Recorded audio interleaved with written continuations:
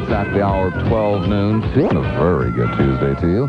Indeed, I am Lassiter on the Talk of Tampa Bay, WFLA, with you until 4, as I am every weekday. It'll be an open program this afternoon. Of course, I'll bring you up to date on some of the ongoing things. As an example, Valrico Bob did not bite on the kind offer of $1.53 to call in, so we are going to add a prize to the package today. We'll just add one thing every day until we meet Bob's price, whatever it may be. So today we are adding a sample package of Ultra Shade 23. A lot of people think that Bob has spent a little too much time out in the sun, so this appeared to be a very, very good prize for him. Some sunscreen, Ultra Shade 23. It's just a little sample package, but, you know, hey, budget isn't very much for this type of thing.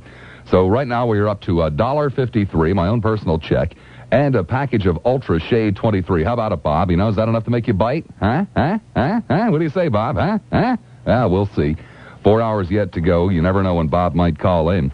Let's see, the ongoing battle of the chair. Nothing has been done. The same rickety old chair in here. I will be discussing this topic this afternoon with our own general manager, Peter Handy, a very, very kind, compassionate, considerate man. However, if Handy does not come through with a new chair by this afternoon at 5 o'clock, we will start raising funds tomorrow via the airwaves to buy a new chair for the studio. I mean, you know, maybe I wouldn't be quite as mean and nasty and grumpy to little old ladies if I had a decent chair to sit in. Did anybody ever think about that? No, of course not. You just go ahead and blame it on me. Lassiter, you're so mean and grumpy and nasty to little old ladies. Well, hey, if you had to sit for 4 hours in a chair like this, maybe it'd be a little testy, too. You know what I mean? This chair's a disgrace besides making noise. It looks bad, it's ugly, and it's uncomfortable. So stay tuned for that. We'll see how I make out this afternoon with meeting with management.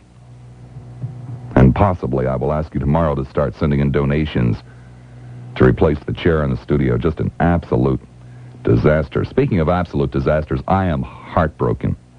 I mean to tell you, I am heartbroken today.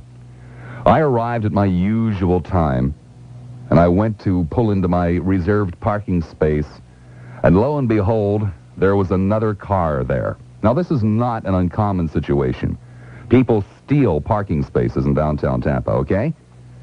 And there was this big old, ugly gray Cadillac Seville in my parking space. So the first thing I do, of course, is pull in and block in the SOB so that there ain't no way that SOB is going to get away before I can call the tow truck, right? So I come in, I look out the window, and there's nobody around. I look out the window again, and I wait a half an hour, and finally I call up the parking lot people, and I say,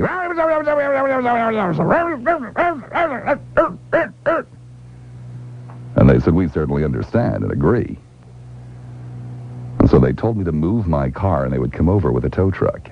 So I went out and I moved my car, but before the tow truck could get here, the bimbo who owned this ugly monstrosity of a vehicle with Michigan tags on it, by the way, I should point out, Michigan tags, gets in the car and pulls away before the tow truck arrives. I am just heartbroken, absolutely heartbroken. It's the last time I'll be a nice guy. In the future, I will leave my car there until the tow truck arrives.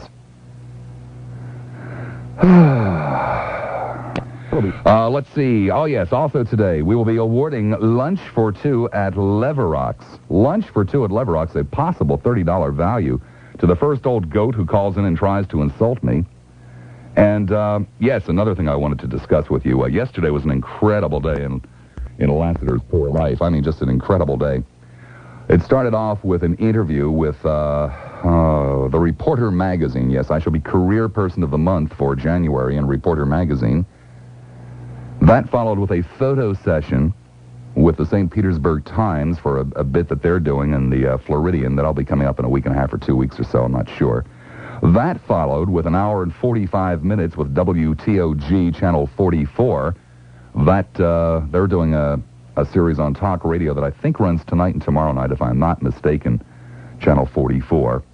And one of the things that came up, apparently one of the things that triggered all of this is shock radio. Now, we've mentioned shock radio before. I have no idea what the hell shock radio is, but perhaps some of you could explain it to me. I've asked this question before. Nobody can explain it to me, but everyone is confident that this station, I in particular, and I suppose Webb to a degree, are doing shock radio. Oh, my God, I am just so shocked, and I listen to it every day and get more shocked.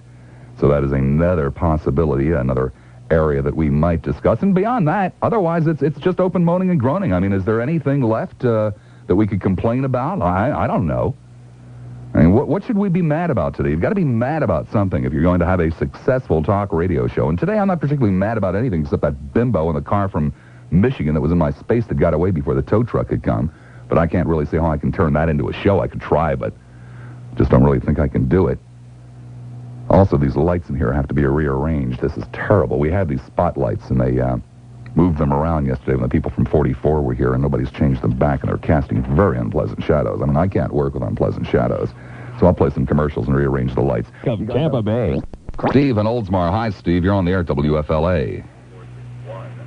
Hello. Hi, Steve. Hey. Hey.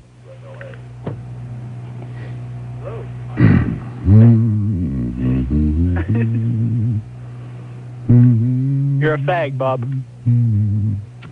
Oh, why would you say that, Steve? Is that it, Steve? I mean, you're so stupid you leave your radio on, you make a fool of yourself, so you call me a fag? Give me a break, Steve. You know what I mean? Give me a break. You're the fool in this one, Steve. Come on. Mick in Tampa. Hi, you're on the air at WFLA. Hello. Hi. Oh, this is me. I didn't know it was me. Okay, first of all, I got to complain about one thing. Uh-huh. Okay, you're going to get me fired from work because I'm obsessed listening to your radio station. And I'm listening to your station, I'm not working. So that's my complaint. But, Mick, what can I possibly do? I don't know. I have no idea. See, I work on automobiles. That's another peeve I got. I didn't make your hit list a couple of weeks ago.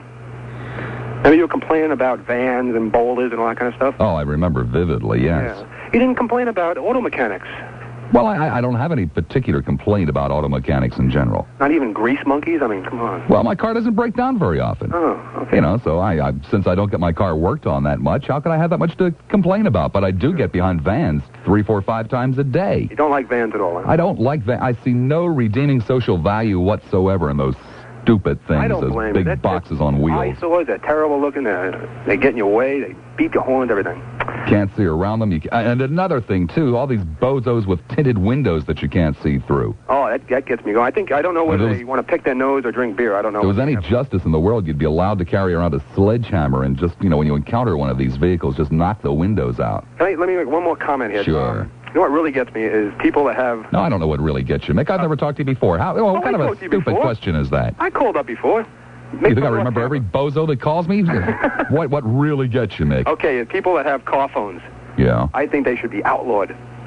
Because a guy in a Mercedes the other day ran me off the road because he was too busy making a big deal in his car, and he didn't see me. A big deal in his car? He was probably calling one of those dating services. That's probably what it was. Yeah.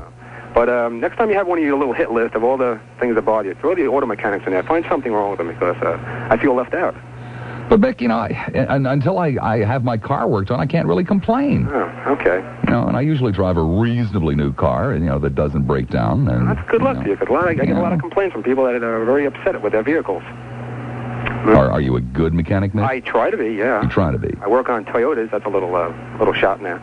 You don't own a Toyota, do you? No, I don't. I'd love to work on your car. You'd love to work on my car? Uh-huh. What do you think, I'm a fool, Mick? With a name like Mick, I'm the fool. And one other thing. I mean, when my car needs servicing, I send my wife in to use her maiden name. Uh-oh. I'm no fool. Okay. I've been doing this long enough. I understand. Mr. Lassiter. Good whatever. Are you still soliciting funds for your desk chair? Well, I haven't started soliciting the funds yet. I'm going to be discussing this with management this afternoon, and if they refuse to come through immediately, then I will humiliate and embarrass them by soliciting funds, nickels, dimes, and pennies from little old ladies and widows and orphans to buy a new chair for the studio. This chair is just a disaster. Well, I tell you what, Mr. Now, Lassiter. listen to this thing. I run an upholstery shop, and I'll cover your chair and repair it and won't charge you anything for it. Well, this chair... Now, how does that sound? But this chair isn't worth it. You see, this is one of those old office chairs, one of those old metal swivel office chairs. And I think it's beyond repair. It's a very, very generous offer. I mean, an incredibly generous offer. But this thing, even if it was reupholstered, wouldn't be comfortable, and it would still be noisy. Well, I'll make it comfortable and get the noises out of it. You can really do that? Well, sure, I can do that. Even one of those horrid old metal chairs? I mean, it looks like one of those old, wooden desk chairs, except it's made out of metal. Right. And we'll put you some good soft foam rubber in there so that when you sit there, well, you're sitting in deep comfort, just like if you was on your sofa at home. But it would probably take at least 40 pounds of grease just to make the thing stop squeaking. I mean, there's nothing you can do to make it stop squeaking except to encase it in some type of sound-deadening material. I don't know. We got some pretty good WD-40 and some lithium grease and kind of put a little piece of material in between two pieces of metal that rub together and, stop all that stuff. Well, Billy, the truth of the matter is I really had my heart and soul set on one of those big, high-back judges' chairs, Big, high-back judges' Yeah, the kind that swivel and rock back and forth, and, the padding on them is 8-9 inches thick. That's what I really had. It cost about $1,500. That's what I really had my heart and soul set on. Always saying, what is so shocking about this? I don't understand. I'm a nice man. I really and truly am. Teddy, that's line 2 for the lunch at Leverocks. Okay. Mike in St. Pete. Hi, Mike. You're on the air, WFLA. I'm here. Is this Bob Lassiter? Yes, it is, sir. Bob, I got an idea on your chair. Uh-huh. It's that bad. Let's auction it off, and I'll start with $1. Well, what I was going to do is after I replace it, I ain't no fool, Dan. I ain't going to, these people might just come up with an empty milk carton for me to sit on. Well, but once I get a new chair, I was going to auction this off and give the proceeds away to some charity. I think you ought to begin right now. I offer $1 for the chair, and let's pick up no charge. $1 for the chair? This chair, man, I think of some of the luminaries that have sat in this chair. Well, now, all you've done is complain about that chair. Don't tell me the good side of it. Mike Levine sat in this chair, man. Mike Levine sat. Dr. Jetan has sat in this chair. I don't know who that is. You don't know who Dr. Jetan is? No, I don't. Oh, my goodness. Dr. Jetan is a sex therapist. It's our local answer to Dr. Ruth. What does, swivel rock, nice and plush. Mm-hmm. Something that you can sink back to and really get into on the phone. Exactly. Sometimes I get really excited when I'm talking, and I move around in the chair, and I know that you can hear it. Yeah. And that's just, this is big time, man. This is a major market. This is a top 20 market. I'm telling you. What other talk station in the country? Are there talk stations in Podunk that don't have to put up with squeaky chairs? As much money as they have to Even make. Plop. Plop has chairs that don't squeak. That's all they have, but they've even got chairs that don't squeak. Yeah, I'm telling you, It's not fair. I tell you what, I haven't heard it squeak until you mentioned it, and I did hear it squeak, and I hear it squeak now, you see, when we were negotiating, they deliberately steered me away from the talk studio. I couldn't see the talk studio because obviously if I'd seen this chair, ain't no way Jose ought to come over to this place. Is that chair you're sitting in, is that kind of got a little turn knob underneath it where you adjust everything? Well, let me see here. No. It's not even that advanced. Oh, no. Now, this chair probably comes from, it was almost surely bought surplus at the end of the Second World War. Yeah, I was going to say, it's the kind of chair that, underneath it, like 1800s or something? Well, I'm not even going to turn it over. I wouldn't, I'll probably strain myself, get a hernia or whatever. But it's the kind of chair that you would have had, some lowly corporal sitting in a supply depot in North Africa. Hey, Wes and Carrollwood, you're on the air, WFLA. Hello, Mr. Lassiter? Yes, Wes. This is Wes and Carrollwood. Uh-huh. Right, I believe I was the one that was parked in your spot this morning. No, it was a bimbo. It was a bimbo? Yeah, it was a bimbo. It was a woman driving the car. And the only reason, of course, that she was a bimbo is because she was in my space. Well, had she not been in my space, she wouldn't have been a bimbo. Yeah, what's your license plate number? Because I've got it written down. You do? Well, oh, yes, I do. It's Michigan. Uh-huh. How's it going, Bob? Fine, Wes. I got an idea for your chair thing there. Had it been a car from New Jersey or New York, but Michigan, no, I saw the Michigan plates and I said, this is it. Enough is enough. I want this car towed. I think on your chair there, Bob, maybe you should have an auction on the air and get 10 or 6 or 7 people on there to auction and raise some money that way. Yeah, but you see, man, I ain't no fool. I wasn't born yesterday. If I do that, let's say, let's say I really am successful and I raise $112 for the chair, Yeah. Okay? That's not enough to replace the chair. So then I'm going to, be stuck here without a chair. Well, it's less money than Handy's got to put after up. I get a chair, then I'll auction it off. Okay, well, I was just thinking when you went to Handy, then it'd be less money he'd have to put out. It might be easier. I couldn't care less. He's got, let him steal the money from sales or advertising. That's his problem, where the money comes from. Oh, listen, Bob, when's that Channel 44 special on? Do you know the name of the show? Well, it's not a special. It'll be within the newscast, and I believe it will run tonight and tomorrow night. Okay. They'll be talking to, it's not just me, it's quite a number of other people, although I'll let you know a little secret, there's a possibility it could start a feud, because they talked yesterday morning with the general manager over at Plop, and yesterday afternoon when they talked with me, they asked me to respond to things that he said, and then asked me to give a critique, if you will, of Plop, and I did. So whether or not they're going to use that, I don't know. That was just a portion of the interview.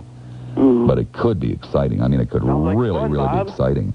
Sounds like fun. Oh, yeah, it could be. Oh, by the way, Bob, we got a little bet going here, and we got a big argument going. Is the capital of Kentucky, is it pronounced Louisville or Louisville? Louisville. No, it's Frankfurt, Bob. Have a good day. Well, it would have been a good day up until this point, Wes. How the hell am I supposed to know what the capital of Kentucky is?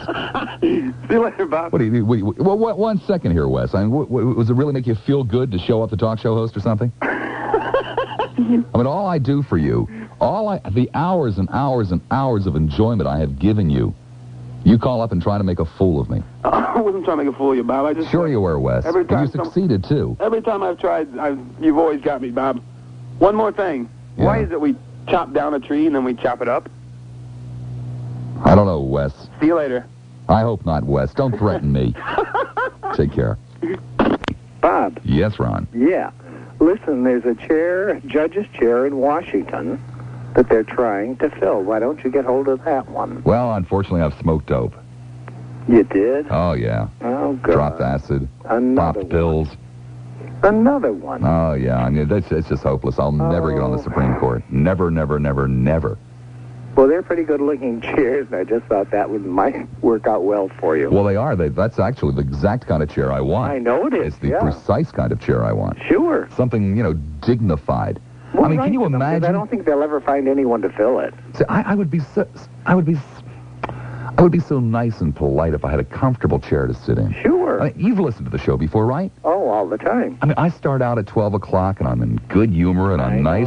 But the longer the show goes on, the meaner I get. Well, this is the reason. It's this ungodly chair. Well, really, Bob, I think, as long as they can't find anyone to fill that damn chair, you ought to say, well, you can't use it there, send it here. And all those people in trailer courts all over the Tampa Bay area, who were so upset at my show, all they have to do is get together, hold some kind of a shuffleboard tournament to raise funds, buy a new chair, and then they wouldn't get mad at me anymore. And then they'd think you were wonderful. Yeah, yes. Okay. Did you hear us say it was going to be adult material? Hey, listen. Okay. Yes or no? Yes. All right, Yes, and you stayed for 3 hours. Okay, I was taping you. You were taping me. Yes, I was. So you could hear it again later on at night when it was dark and you were all by I was taping yourself. you because I'm going to tell you something right now. We're going to write y'all off. I'm telling you now, I'm calling every one of the sponsors, too. Good job. I'll give you my name, address, and everything. Do so, Hey, I John. don't take a back seat to you. Do, John. You talk about pulling that money out of your pocket and everything. John. Hey, you've got a lot of money up there. You don't worry about lawsuits and everything. John, if you want to get into a peeing contest, you have picked the wrong person to, because I can make your life miserable. You understand? Miserable. You ain't even a man. If I was there to meet you on the street, man, I'd show you what a man was. I get off at 7 o'clock, and let me tell you something. The last person that threatened me, I married. See you guys again tomorrow. Ted Webb, weekday afternoons, 4 to 7 on 970 WFLA. Holy cow, sounds to me like Webb is in major trouble. This guy threatened to come by and expose himself to Webb. You want to see what a man looks like? Holy moly, people never threaten me with that. Brandon, hi, you're on the air, WFLA. Oh, Lassiter? Yes, How you Henry. doing? Fine, Henry. Henry, everything used to be farmland at one time or another. Right, you got other people on the line. No, I don't, Nice Henry. talking to you. Okay. Take care. So I'm going to have to come up with something for you guys to be mad about, huh? You're going to put the burden of the program on me one more time. What greedy slobs you people are. Every day I come in here, rack my poor little brains for something to entertain you and amuse you with, something to anger you, something to let you feel superior about.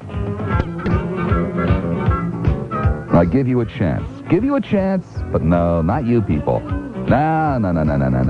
Oh, gee, I don't know what to be mad about today. Not until Bob Lassiter tells me. Well, very well.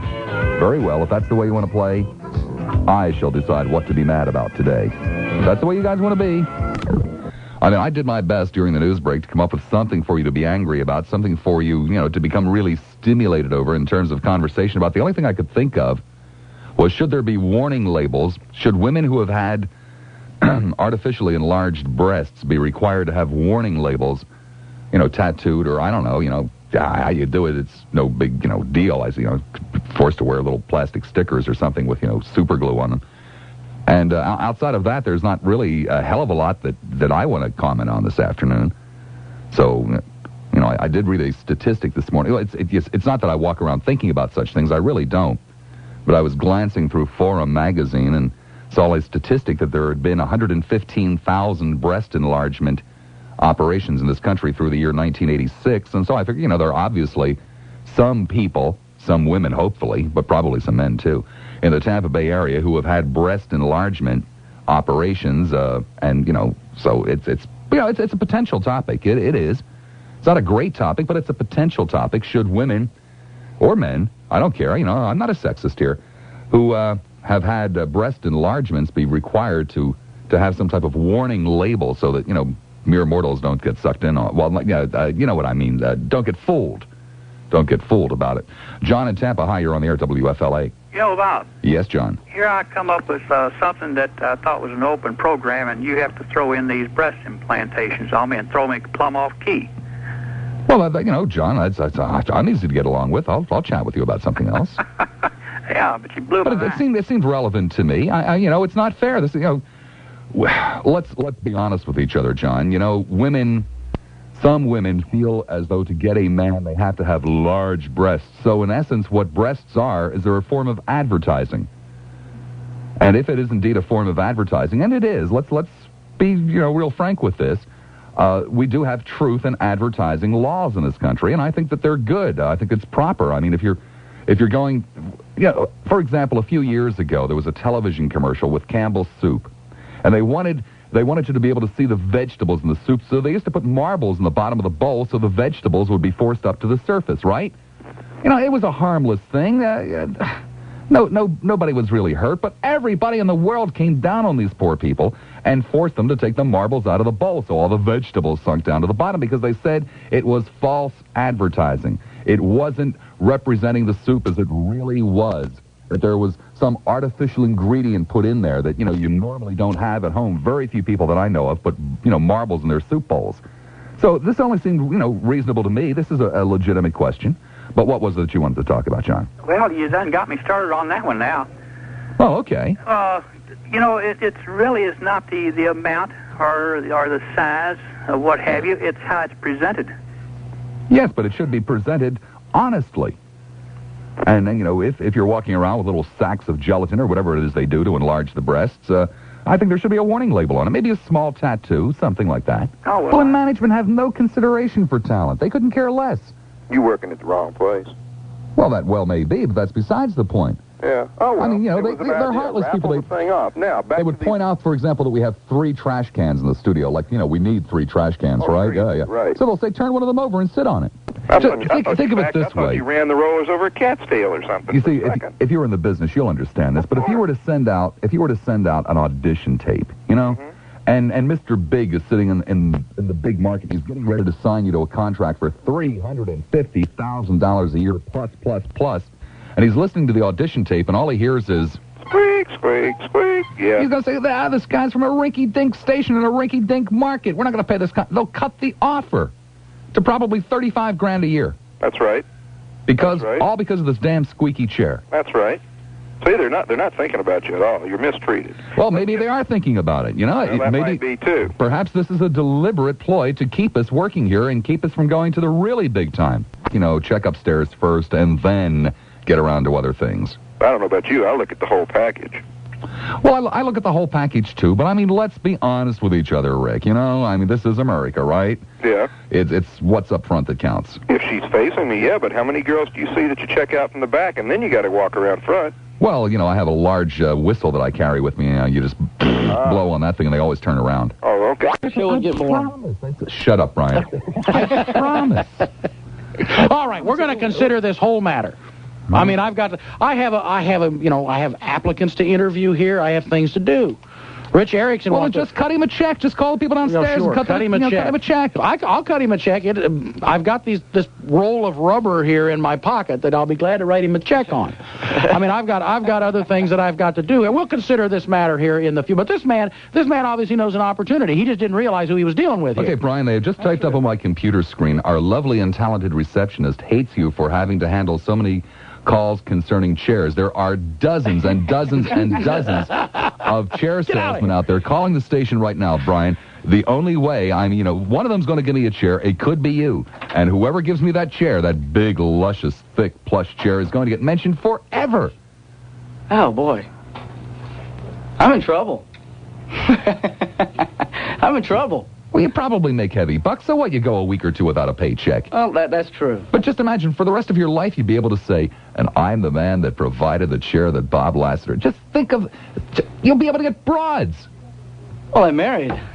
You'll still be able to get broads. You'll be able to get broads for your clients. Business will triple. Okay, well, now we're putting a different light on the issue. Right, you'll be able to say, I know Bob Lassiter. That works, man. That works in bars. Does it? It really does. Does it really? I swear to you it does. Good or bad? I mean, I know somebody. I'm not going to mention names, but I know somebody in this business who met a woman in a bar and got to talking and mentioned that, oh, well, yeah, I know Bob Lassiter. And she said, yeah, no, I'm a big Bob Lassiter fan. He brought this woman to the radio station during my show so that he could prove to her that he knew Bob Lassiter. It worked. It worked. What worked? Where did it go from there?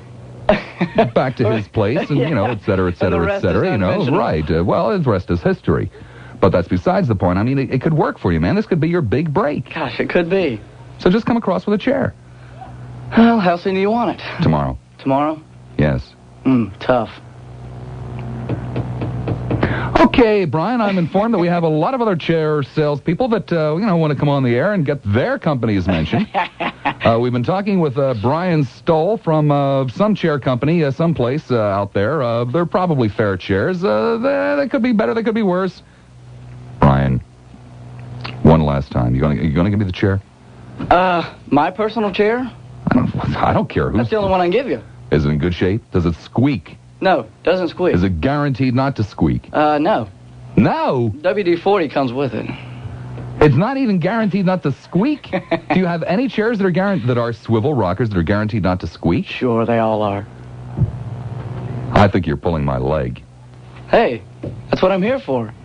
To pull my leg? I thought you were here because you were, seriously concerned about the need that I had for a chair. Well, it sounded like you were having a hard time today, so I thought maybe I'd come over and help out. And, boy, you make some tough demands, though. You need the chair tomorrow? Well, maybe the day after. Well, I'm flexible, Brian. I'm flexible. See, I just gave. Now, why don't you? I put it off another day, so you come down $1,500 on your price. That's how you negotiate, Brian. And I'm out of business next week. Everybody knows about me, but I don't have any money. Brian Stoll from the St. Timothy Chair Company. I thank you for your concern and compassion, Brian. I wish that you could have come up with a chair for me, but maybe as you're driving back home to Lake Mary, Florida, wherever God's name that is, you'll reconsider this. You'll understand the possibilities of how it could enhance and advance your career. Go back and talk it over with the big guys. Now we can do that. I mean, every day. Just imagine every day I start the show. Teddy, play my theme music. Play my theme music. Put that in. No, I just want to give Brian an idea as to what it could sound like. Okay. I come on the air, say something to the effect of, hey, it's 8 minutes after the hour of 12 o'clock. Welcome, a good Tuesday to you, November the 10th, 1987. I'm Bob Lassiter. My chair is provided by the St. Timothy Chair Company. It is comfortable. I highly recommend them to everybody. And today we'll be talking about blank, blank, blank, blank. Kill it, Teddy. See, that's what it would sound like. That sounds good. Now think about that as you're driving home. Every day. We'll have it here Thursday morning. I'll be looking forward to it. I hope you like blue. I love blue. It's my favorite color. That's the only one it comes in. I look best sitting down in blue. I mean, as you can well see, I don't look good in, fake brown leather here. It doesn't do much for you, but it's then again... It's only 64th of an inch thick. This is radio, though. So? They can't see you. We should... Just because we work in radio is no reason why we should have to work in substandard conditions. That's true. Brian, I thank you very much. Take care. Thanks. I think so, too. Charlie, this is a great point you've brought up, and I thank you for it. You're welcome. Take care. We're on the air. Oh, boy, Charlie's a hard man to follow. Well, this is a hard show to follow. Well, I'm sure he doesn't like, women filled with bags of jelly either. I mean, if you subscribe to the theory that God created all of us and that all of us are created for a reason, et cetera, et cetera, et cetera, if you believe in that, then surely you'll go along with me that women who have breast implants should be tattooed. Well, listen, I think we'd better go to higher legal authority. Don't you think we ought to talk this over with Ed Meese? Ed Meese? I thought you said a higher legal authority. I thought you meant Lionel. Well, yeah. Wait a minute. He's probably, he's probably left the phone booth as we speak and has, run over to the library to look up precedent on this. Susan once, Susan twice. Good for nothing subhuman pig that doesn't stay on the line. Dan in Tampa, hi, you're on the air at WFLA. Hey, Bob. Yes, Dan. You want to hear my Judge Ginsburg imitation? Sure, Dan. Sounds just like him. It's unbelievable, isn't it? Oh, it really is. You've got a knack for that. You've got a real ear. I know. That's the tip right there. Hey, Bob. Yeah. Workable conditions. Norman has lost 30 pounds, and, he thinks he's thin now. And Norman has lost 30 pounds. What did he do, lose a couple of bowling balls? Well, that's what he says, Do you believe everything you hear on the radio? Well, not really. He's probably put on 19 pounds the last month. But us big guys have to stick together. And if they won't do anything, what I'm going to do over here in the barbershop is I'm going to sit. I have a jug already made up, the Robert Lassiter chair fund. And we're going to put all our tips in it. Oh, that's fantastic. Just to get you, because... Hope your people are really generous with their tips, I hope, over there. Oh, good tips. Good. We get one of those wide chairs because you're about, I weigh over 300, so I know, it's got to have a little more room for the gluteus maximus. Well, now, that isn't the issue. The issue is pride and dignity. I fit in most chairs. It's only those tiny little petite chairs that I tend to, fall over. Spill over, I guess is the word. I have the same. But it's pride and dignity that's at stake here. Well, just think what Wild Hair and Capon would say if you had a judge's chair. Oh, they'd be so envious. That's right. They'd be so envious. But my entire attitude would probably change if I had a dignified, comfortable, quiet chair. I think you deserve it. I really do, Robert. I think you're the man that needs it. There is one thing I am a little bit concerned about because the chair salesman, Brian, he really was hedging on whether it was guaranteed not to squeak. Oh, I mean, if you can't get a guarantee, Bob, I would really, I'd have to put that in the contract. And I don't see, with all, if we can go to the moon, why can't we make a chair that doesn't squeak? I agree with you. If we can make computers, why can't we make a chair that doesn't squeak? It should be a relatively easy task. Bertha in Newport Richie. Hi, Bertha. You're on the air. Yes. You know what I would like to call you? No, I have no idea what you'd like to call me, Bertha. Well, a Bastard Lassiter. Bastard Lassiter. And if you want that chair, why don't you pull one of these, I will die if I don't get it, things like the evangelist did. Well, I might resort to that, Bertha. I hope you do. Oh, but why would you call me Bastard Lassiter, Bertha? I think that... Did you know my mother? I really do feel that just like you are. Mm-hmm. Yes. Did you know my mother, Bertha? Why are you casting aspersions on my mother?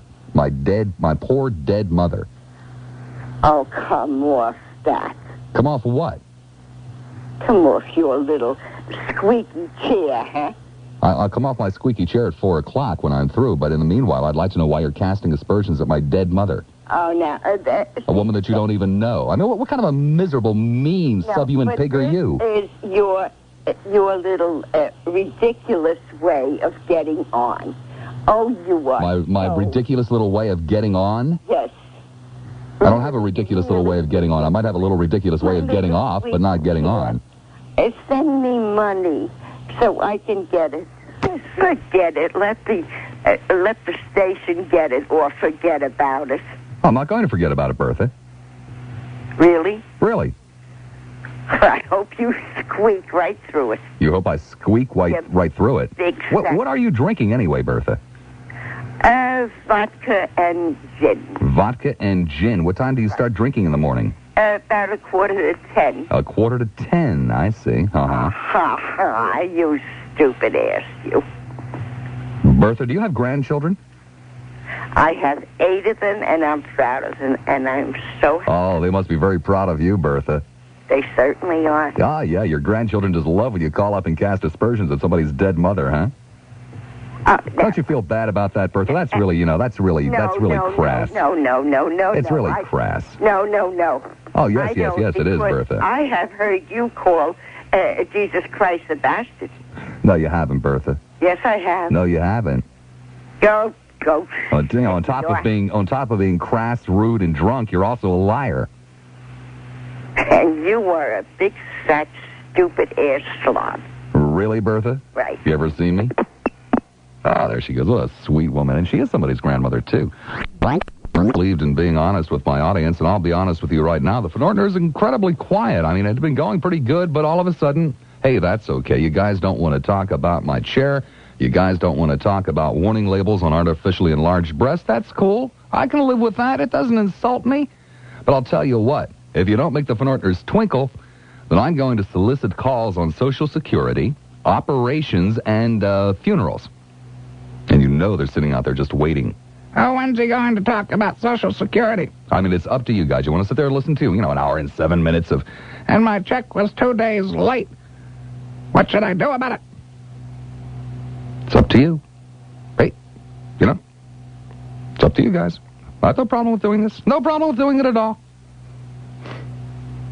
There's one person who's afraid. Okay, we'll see what he has to chat about. Mark in Tampa. Hi, you're on the air at WFLA. Bob, I wasn't even intending to call, but you cannot talk about Social Security. Well, hey, it's up to you guys. You really threatened me there. I mean, I brought up a hell of a this, warning labels on artificially enlarged breasts. Oh, I tell you, I would not work at a station where I had to share the bathroom with the audience. I am not without resources. I even went through the Sun today, one of those supermarket tabloids. And granted, there were quite a number of very, very interesting stories. Like there was the one about the wife who has hidden a midget in a closet for 2 months, and then her hubby found out. Cheating wife thought she had it made with a live-in midget lover she stashed in the clothes closet while her husband was home and brought out for the hanky-panky when he was away. The strange scheme worked like a charm for 2 months until hubby grabbed a sleeping bag out of the closet and found the dwarf snoozing inside. Now, I read that, and the article goes on. I won't trouble you with it. And I said, well, maybe there are some possibilities there. Maybe there are some women listening in the audience who are hiding midgets at home and would like to call up and confess to it, and we could get a good conversation going about that. How do you feel about hiding midgets in the closet when your husband's at work or whatever? And I thought, well, no, while it is probably a fact in Tampa Bay, it's probably going on all over Tampa Bay. The truth of the matter is that women probably wouldn't want to admit to it, at least not to me. It's the kind of thing they tell Gonzalez about, but they would never admit to me. So I put that one aside, and I continued to look, and there was another great article, one about a rain dance destroying a village. It starts out after nearly a year without a drop of rain, a tribe of Mexican Indians performed a 4-day rain dance that ended when a devastating tornado touched down and ravaged the entire village. The rain dance was something handed down to our tribe through generations, says tribal chief Juan Redfern. It had not been performed in more than 100 years. Either we did something wrong, or else the dance has powers that we were not aware of. And the article again goes on, and I thought, well, geez, maybe there's a potential topic, Maybe there's, how do you feel about rain dances? Would you like to have a rain dance? And I thought, well, gosh, it might play, but there again, it might not. And there was another great article on the very next page, too, about a huge cockroach choking an exterminator to death. And a spine-tingling tale that sounds like a horror movie plot, a huge cockroach struck back at an exterminator, totally choking him. Nature turned the tables on exterminator Ricardo Menares, who was spraying a yard outside a home when he leaned down near some bushes, and the wretched insect suddenly jumped into his mouth, The long, fat roach, about 2 inches long, slipped down his windpipe, cutting off the man's oxygen, and he began suffocating. And I thought, well, hey, now there is a possibility. I mean, that's something we can all identify with, humongous cockroaches. And how maybe we should organize to fight back, or maybe get some legislation passed, perhaps putting in the death penalty for cockroaches. And I thought, well, maybe they'd play with that, maybe they wouldn't. And so I continued looking on. And then I came to the real article in the paper. It's all about how a psychic reveals that magic words can make you rich. I mean, this is really a great one. And I thought, well, maybe the Lassiter audience would really go for this. The magic of mantras actually gives you, just for the price of the paper, which is only what? How much does this rag sell for? 69 cents. Isn't that an interesting number? Mexico and other third world nations that would reduce our debt to them. Okay, Dave. Hey, it's fine with me, man. Is that okay? All right. All right. Hey, waiter, give me another liter, would you, please? Okay. Take care, Dave. All right, buddy. All right. Now, you guys thought I was just filling time at the top of the hour by going through the Sun and, some of those articles, right? Obviously not. I understand my audience. This is what my audience is.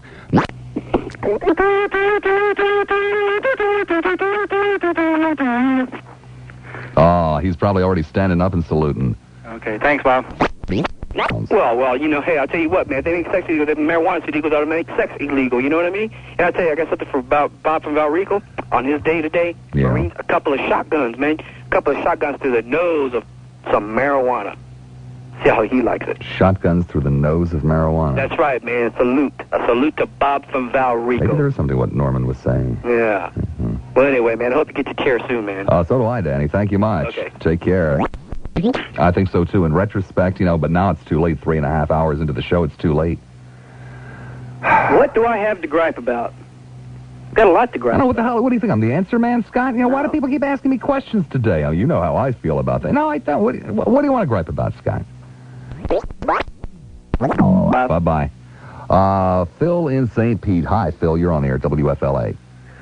Hello, it's Phil. In St. Pete, right. I knew you were going to say that. I love the way you do that. Well, thank you. I'm a first-time caller. Become real shtick, Yeah. The problem is every single time someone says their own name, you always say from St. Pete, right? Well, that's to keep them from doing it, because at least half the time, and it's for real. But you never change. It's hysterical. I know it's coming. I'm a first-time caller. I just want to say... Tom in Tampa. Hi, Tom. You're on the air at WFLA. Hello, Bob. Hello, Tom. I'm keeping up with you. And you got over there where my other friend at. So both of y'all are there, and I'm enjoying you. And tell Paul I say hello here. Tom Williams. Thank you very much. Okay. Thanks, Tom. That's all I wanted. All right. Okay. I don't understand. 9 people live in Valrico, and 3 of them call the station regularly. We've got to get, a senior citizen center or something up there in Valrico. What was that, Red? Yeah, I said they're going to get a king-size mattress and put on that thing there with seat belts on it, so that if you fall off, that you don't break the floor. Uh-huh. That remark you made yesterday about that woman on that highway where you jump out of your car and run and hide. Good God, Bob, if you ever do that, that car's going to flip over if you jump out. And if you're out in the middle of the road, you're going to cause I have training wheels in the car. Don't worry about it, Red. Yeah, well... If you're going to do that, you're going to be out in the middle, you're going to cause a 40-car smash-up because they can't get around you. And why are you being so vicious this morning, Red? I mean, what's the problem, Red? Well, I didn't get on yesterday. $1.53 that I was going to give to Bob from Valrico to call. Oh, he says I don't have to give it to him. Can I give you the $1.53 not to listen again? Bob and tell him that Red from Valrico joins in with him and... doing whatever I'll agree with anything he says. Anything he says. Right. Well, he says you're a jerk. That's what he told Norman this.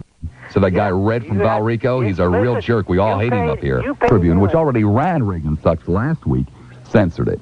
I mean, come on. How am I supposed to exist in a community that will put up with this? First of all, Reagan does suck. We both know that.